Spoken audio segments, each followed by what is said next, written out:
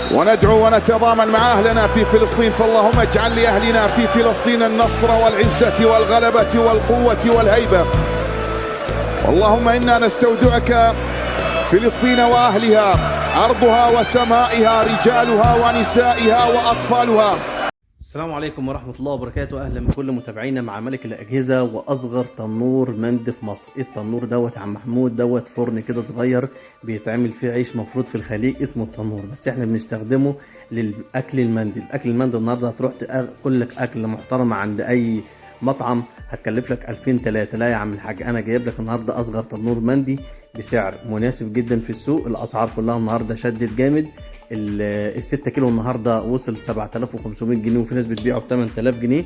لا احنا عملنا حاجه صغيره يعني ما كانتش موجوده خالص.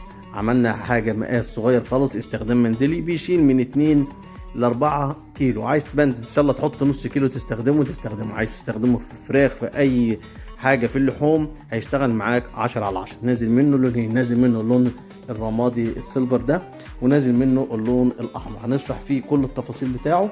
طبعا انتاج شركه البارون المصريه، وكمان الافران دي كانت معموله، انا واخد دفعه منها من اللي كانت طالعه على السعوديه للتصدير. هوريك دلوقتي الكتالوج بتاعه معمول للوكيل بتاع السعوديه.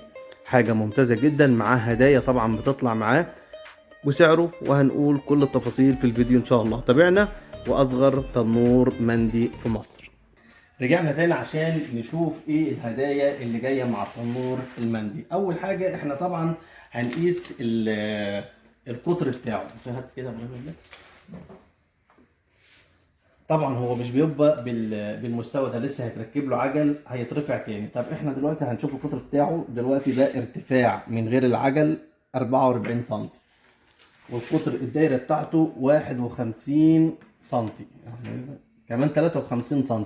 فهيتحط في اي مكان، هيتحط في البلكونه، هيتحط في المطبخ، هيتحط في اي مكان في الشقه بسهوله. كمان احنا ممكن نعينه في اي مكان، واثناء الاستخدام في الوجبه اللي احنا هنعملها نقدر نجيبه على المطبخ طبعا بسهوله العجل. اول حاجه طبعا دي اللي بتكبس الباب، بنقدر نفتحها بكل سهوله. طبعا ده مسمار بيفتح ويربط. طبعا هنشوفه بيستخدم ازاي دلوقتي، بس خليه اول حاجه على جنب.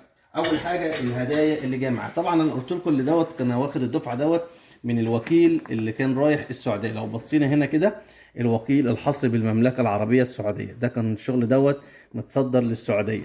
طبعا في الكتيب بتاعه فيه شويه تعليمات هنقراها. طبعا انت عايز ورقه تعليمات برضو ابعتها لك على الواتساب نقدر. ودي الاشكال اللي كان بينزل بيها 6 كيلو طبعا اللي كان بينزل. اما الاصدار الجديد اللي هو الصغير ده اول مره ينزل. طب ايه الهدايا اللي جايه معانا؟ اول حاجه جاي طبعا معاه الكماشه او الماشه ديت، عشان احنا عايزين نقلب لحمه او نعمل اي حاجه. طبعا جايه هديه معاه. بيشتغل بالمنظم، جاي منظم معاه.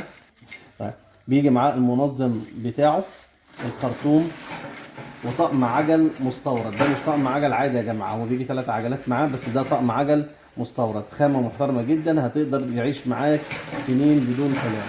ديت الهدايا الزيادات اللي كانت ما كانتش بتيجي قبل كده، جت المره دي معاه. طب الشبكه، ادي الشبكه بتاعتها اهي، طلعناها. بنحط هنا حله الرز، وهنا كميه اللحمه اللي انت عايزها هتقدر تشيلها هنا. طب احنا دلوقتي عايزين نستخدمها، ممكن حركه ذكيه.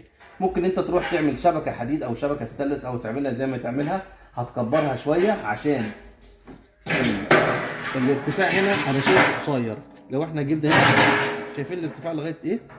هم طبعا عشان يوفروا في خامه الشبكه الاستانلس دي، فهم موفرين فيها شويه. طب احنا ممكن نروح عند حداد نعمل شبكه ارتفاعها لغايه هنا، ونعمل ديت هتنزل تحت، نعمل الحله وهنعمل رفين. يبقى احنا كده وفرنا، خليناها 3 دور، دور لحله الرز ودورين للحم. كده احنا جبنا بسعر ال 3 كيلو، وفي نفس الوقت عملنا ال 6 كيلو. 6 كيلو 3 ارفف. طيب القطر بتاعه من جوه ايه برضه نقيسه، عشان الاسئله دي انا بتسال فيها كتير والناس بتقعد تسالني. طيب في الفيديو اهي 30 سم الارتفاع من جوه، والقطر الدايره من جوه 36 سم. الخامه طبعا بيبقى مدهون بماده المينا من جوه عشان الصدى والكلام ده. طب احنا اثناء الاستخدام انا هحاول اعمل لكم تجربه عمليه عندي. انا واخد واحد هوريكم طريقه التشغيل ازاي، واحاول انزلها في الفيديو او اعمل لها فيديو تاني. طبعا انت الفرن بيشتغل لمده ربع ساعه الاول او ثلث ساعه لغايه ما يسخن. طبعا مش هتحط ايدك هنا عشان طبعا بيبقى سخن. هتبقى انت مجهز شغلك بره، هتيجي تسقط الشبكه بتاعتك بالطريقه دي، وطبعا كل حاجه هتبقى داخل الفرن اللي انت حاططها. طيب هنيجي نحاول نحط شويه فويل على البتاع ده، على الغطا، ونيجي نحط الغطا بتاعنا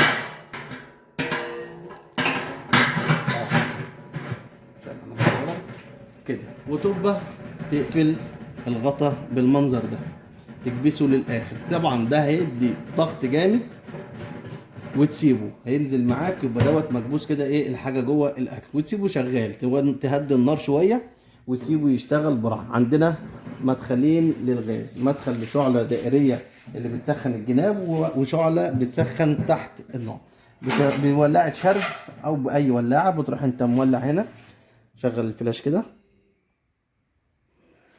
قرب كمان. شايفين في خرام صغيره هنا باينه اهي، ديت بتاعه الغاز. بتقدر تولع دي وتروح مولع التانية، تمد ايدك لجوه هتروح مولع الشعله التانية، وتسيبه عادي. ممكن مش شرط ان انت تنزل دي تاني، عادي، لا سيبه عادي ايه مفتوح، مش هيحصل حاجه. ويفضل لو انت طبعا عشان قفلت ده عشان الحراره، ممكن تفتحه وارب كده وتولع وتروح قافلها تاني وتسيبه شغال. وبعد طبعا الوقت طبعا للفراخ او اللحم كل حاجه بتاخد وقت معين، هتتفرج وتشوف الشغل التنور. وهنزل لكم شويه فيديوهات الناس كانت مصوراها حاجه فوق العظمه.